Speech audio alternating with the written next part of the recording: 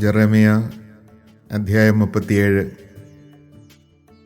യഹോയാക്കീമിൻ്റെ മകനായ കോണിയായിക്ക് പകരം ജോസിയായുടെ മകനായ സെദക്കിയ രാജ്യഭരണമേറ്റു. ബാബിലോൺ രാജാവായ നെബൂഖദ്നേസറാണ് അവനെ യൂദാ രാജാവാക്കിയത്.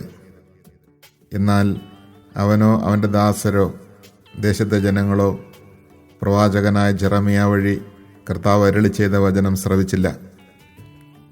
സെദക്കിയ രാജാവ് ഷെലമിയായുടെ പുത്രൻ യഹുക്കാലിനെയും മാസയായുടെ പുത്രനും പുരോഹിതനുമായ സെഫാനിയായെയും ജെറമിയ പ്രവാചകൻ്റെ അടുത്തയച്ച്, നമ്മുടെ ദൈവമായ കർത്താവിനോട് ഞങ്ങൾക്ക് വേണ്ടി അപേക്ഷിക്കുക എന്ന് പറയിച്ചു.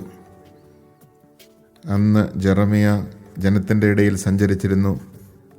അവർ തടവിലാക്കപ്പെട്ടിരുന്നില്ല. ഫറവോയുടെ സൈന്യങ്ങൾ ഈജിപ്തിൽ നിന്ന് പുറപ്പെട്ടു. ജെറുസലേമിനെ ആക്രമിച്ചിരുന്ന കൽദായർ അത് കേട്ട് പിൻവാങ്ങി. അപ്പോൾ ജെറമിയ പ്രവാചകന് കർത്താവിൻ്റെ അരുളപ്പാടുണ്ടായി. ഇസ്രായേലിൻ്റെ ദൈവമായ കർത്താവ് അരുളി ചെയ്യുന്നു, എൻ്റെ ഹിതമാരായാൻ നിങ്ങളെ എൻ്റെ അടുക്കിലേക്ക് അയച്ച യൂദാ രാജാവിനോട് പറയുവിൻ, നിങ്ങളെ രക്ഷിക്കാൻ വന്ന ഫറോയുടെ സൈന്യം തങ്ങളുടെ ദേശമായ ഈജിപ്തിലേക്ക് മടങ്ങും. കൽദായർ തിരിച്ചു വരും. അവർ ഈ നഗരത്തിനെതിരെ യുദ്ധം ചെയ്യുകയും അത് പിടിച്ചടക്കി അഗ്നിക്കിരയാക്കുകയും ചെയ്യും. കർത്താവ് അരുളി ചെയ്യുന്നു, കൽദായർ നമ്മെ വിട്ടുപോയിക്കൊള്ളും എന്ന് പറഞ്ഞ് നിങ്ങൾ നിങ്ങളെ തന്നെ വഞ്ചിക്കേണ്ട. അവർ ഇവിടം വിട്ടു പോവുകയില്ല.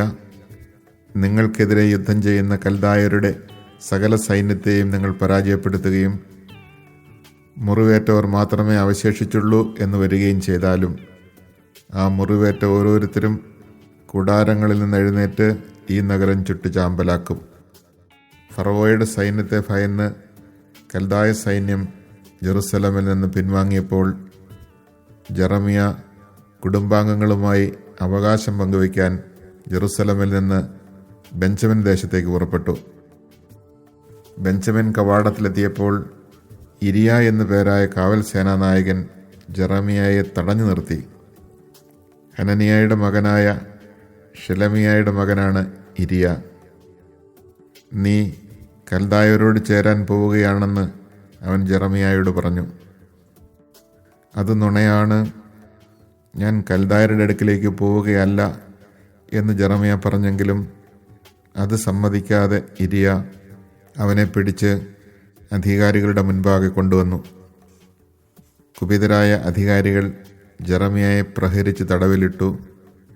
കാര്യവിചാരകനായ ജോനാഥാൻ്റെ വീടാണ് കാരാഗ്രഹമായി ഉപയോഗിച്ചിരുന്നത്. കാരാഗ്രഹത്തിലെ ഇരുട്ടറയിൽ ജെറമിയ വളരെ നാൾ കഴിച്ചുകൂട്ടി.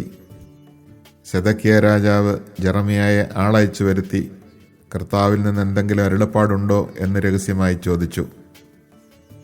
ജെറമിയ പറഞ്ഞു, ഉണ്ട്, നീ ബാബിലോൺ രാജാവിൻ്റെ കൈകളിൽ ഏൽപ്പിക്കപ്പെടും. അനന്തരം ജെറമിയ സെദക്കിയ രാജാവിനോട് ചോദിച്ചു, നിനക്കോ നിന്റെ ദാസർക്കോ ഈ ജനത്തിനോ എതിരായി ഞാൻ എന്ത് തെറ്റ് ചെയ്തിട്ടാണ് നീ എന്നെ തടവിലിട്ടത്? ബാബിലോൺ രാജാവ് നിനക്കും ഈ ദേശത്തിനുമെതിരെ വരികയില്ല എന്ന് നിങ്ങളോട് പ്രവചിച്ച നിങ്ങളുടെ പ്രവാചകന്മാർ എവിടെ? ആകയാൽ യജമാനനായ രാജാവ് എൻ്റെ അപേക്ഷ കേട്ടാലും എൻ്റെ വിനീതമായ യാചന അങ്ങ് സ്വീകരിക്കണമേ. ഞാൻ മരിച്ചു പോകാതിരിക്കാൻ കാര്യവിചാരകനായ ജോനാഥാൻ്റെ ഭവനത്തിലേക്ക് എന്നെ തിരിച്ചയക്കരുതേ. ജെറമിയായെ കാവൽപ്പുരത്തളത്തിൽ സൂക്ഷിക്കാനും നഗരത്തിലെ അപ്പം തീരുന്നതുവരെ അപ്പക്കാരുടെ തെരുവിൽ നിന്ന് ദിവസവും ഓരോ കഷണം അപ്പം കൊടുക്കാനും സെദക്കിയ രാജാവ് കൽപ്പിച്ചു. അങ്ങനെ ജെറമിയ കാവൽപ്പുരയുടെ തളത്തിൽ വസിച്ചു.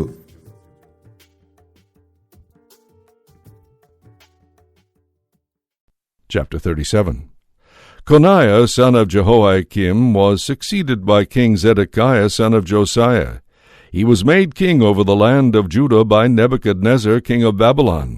Neither he nor his ministers nor the people of the land would listen to the words of the Lord spoken by Jeremiah the prophet. Yet King Zedekiah sent Jehukal son of Shelemiah and Zephaniah son of Maaseiah the priest to the prophet Jeremiah with this request, "Pray to the Lord our God for us." At this time Jeremiah had not yet been put into prison. He still came and went freely among the people. Also Pharaoh's army had set out from Egypt, and when the Chaldeans who were besieging Jerusalem heard this report, they marched away from the city. This word of the Lord then came to the prophet Jeremiah, "Thus says the Lord, the God of Israel, give this answer to the king of Judah who sent you to me to consult me. Pharaoh's army, which has set out to help you, will return to its own land, Egypt. The Chaldeans shall return to the fight against this city. They shall capture it and destroy it with fire. Thus says the Lord, do not deceive yourselves with the thought that the Chaldeans will leave you for good, because they shall not leave. Even if you were to defeat the whole Chaldean army now attacking you, and only the wounded remained, each in his tent, these would rise up and destroy the city with fire." When the Chaldean army lifted the siege of Jerusalem at the threat of the army of Pharaoh, Jeremiah set out from Jerusalem for the district of Benjamin to take part with his family in the division of an inheritance. But when he reached the gate of Benjamin, he met the captain of the guard, a man named Irijah, son of Shelemiah, son of Hananiah. He seized the prophet Jeremiah, saying, "You are deserting to the Chaldeans." "That is a lie," Jeremiah answered. "I am not deserting to the Chaldeans." Without listening, Irijah kept Jeremiah in custody and brought him to the princes. The princes were enraged and had Jeremiah beaten and thrown into prison in the house of Jonathan the scribe, which they were using as a jail. And so Jeremiah entered the vaulted dungeon, where he remained a long time. Once King Zedekiah had him brought to his palace, and he asked him secretly whether there was any message from the Lord. "Yes," Jeremiah answered, "you shall be handed over to the king of Babylon." Jeremiah then asked King Zedekiah, "In what have I wronged you, or your ministers, or this people, that you should put me in prison? And where are your own prophets now, who prophesied to you that the king of Babylon would not attack you or this land? Hear now, my lord king, and grant my petition. Do not send me back into the house of Jonathan the scribe, or I shall die there." King Zedekiah ordered that Jeremiah be confined in the quarters of the guard, and given a loaf of bread each day from the baker's shop, until all the bread in the city was eaten up. Thus Jeremiah remained in the quarters of the guard.